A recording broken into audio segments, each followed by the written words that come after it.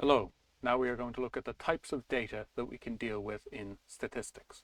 So statistics is always about taking in information and trying to interpret it, trying to understand it. And the types of information we take in, we call data. And we have to interpret them, we have to try and understand them in different ways for the different types of information we would take in. So that's what we're going to look at, the names and the ideas for different types of information that we would try to take in and understand better. So data just means the information we gather. And one of the types of information we could gather is numerical data. And numerical data, sensibly enough, is data that involves, or information that involves, number values.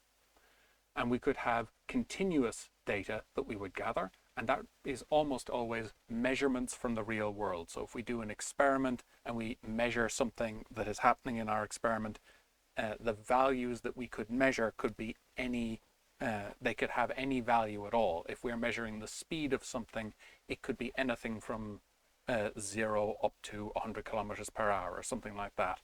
We could get any measurement in a particular region. So the heights of people or things, the weights of people, the time we spend measuring a experiment. All of those can have any value. We would say they were continuous. Now the other type of number data that we can end up with is discrete data, which is where we have a system where we have broken it up into separate steps or separate objects. So if we take an example of shoe size, shoe sizes are measured, or clothes sizes are measured in numbers, and they are meaningfully measurement type things or number type things, but they are going in discrete steps. We set the categories, we set the groups that those numbers connect to, and they go up one and then another and then another. They can't have any value in between a particular range.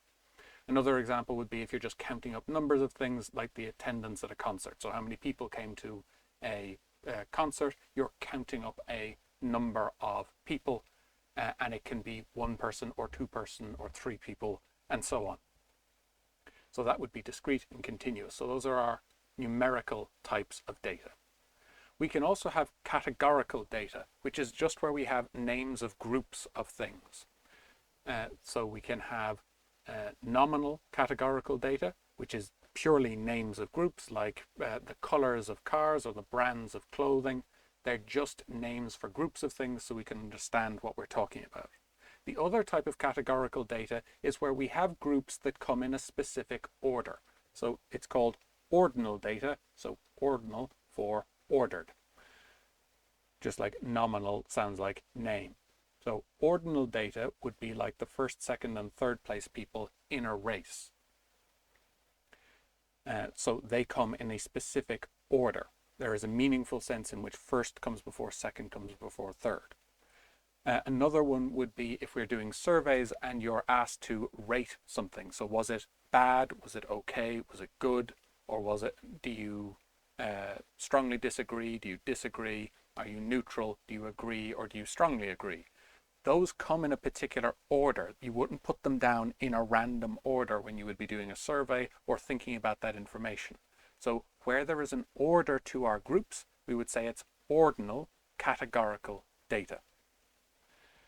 Now, how do we get this data? Well, we could gather it ourselves, which is called primary data. If we're the ones doing the gathering of the information, if we're gathering the data ourselves, then we call that primary data.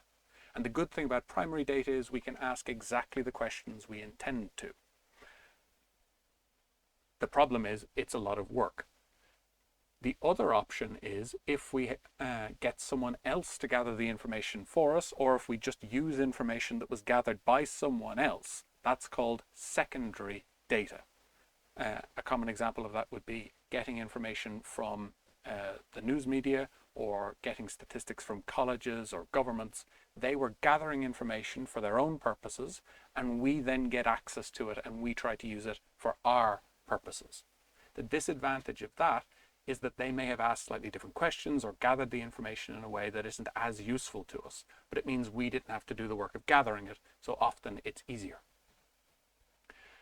When we are looking at how to interpret our data, how to understand our data, we could use univariate data, and uni just means one, and that means that we would look at a single piece of information at a time.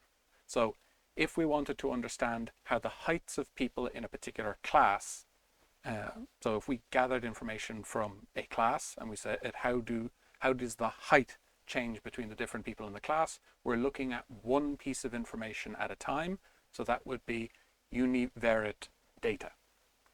The other type of information that we would often look at is bivariate data, and bi means two, like bicycle. And that means that we will look at or compare two pieces of data to each other.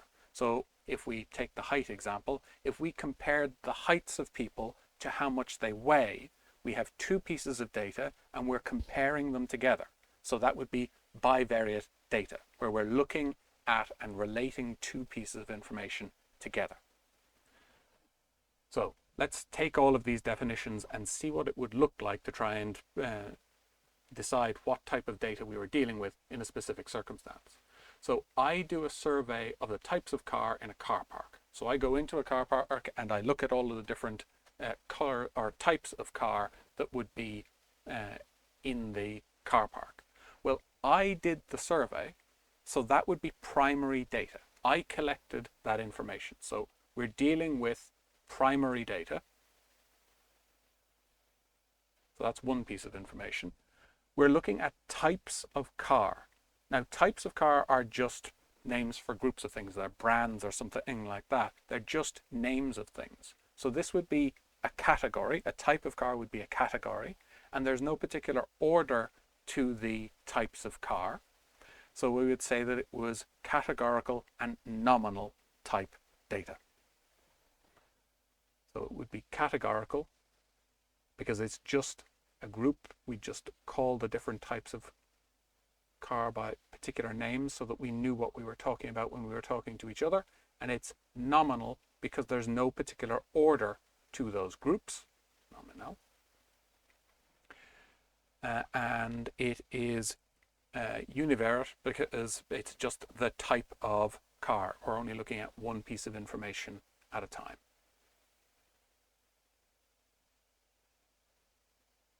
Univariate for one variable. So those are the different things that we could say about the type of data that we are looking at in that situation. We could also have another situation like here. I am writing a report and I use an article that compared income to life expectancy. So I'm writing a report, so I'm doing that, but I'm using someone else's article. I'm using data that they gathered. So that would make this secondary data.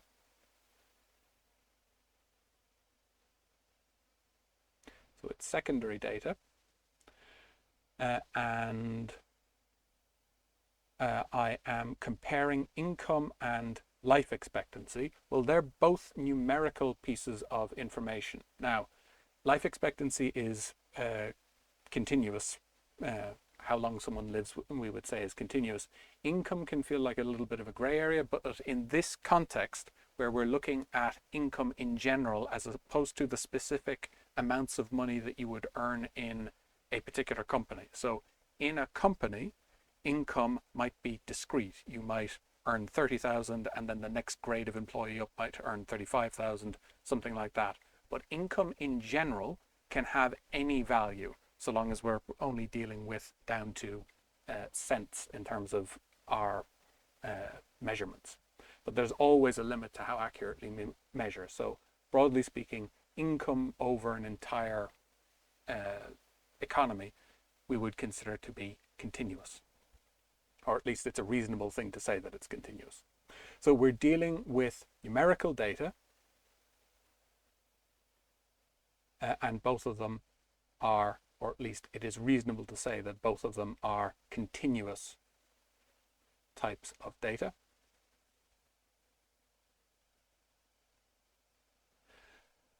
And the article that we are quoting was comparing income to life expectancy. So if we're comparing two different pieces of information, that means that we had bivariate data, because we were comparing two variables together, two pieces of information together. So that is the different ways that we can recognize what types of information we're dealing with, and that would mean that we would try and interpret them. We would try and understand them in different ways. We can do things with categorical data in terms of drawing graphs and things like that, and we can do a lot of interpretation with numerical data that we couldn't do with categorical data. So it's important that we have in the background of our minds what type of data we're dealing with, and then how would we use that data, how would we interpret it, how would we understand it. And that is what we need for now.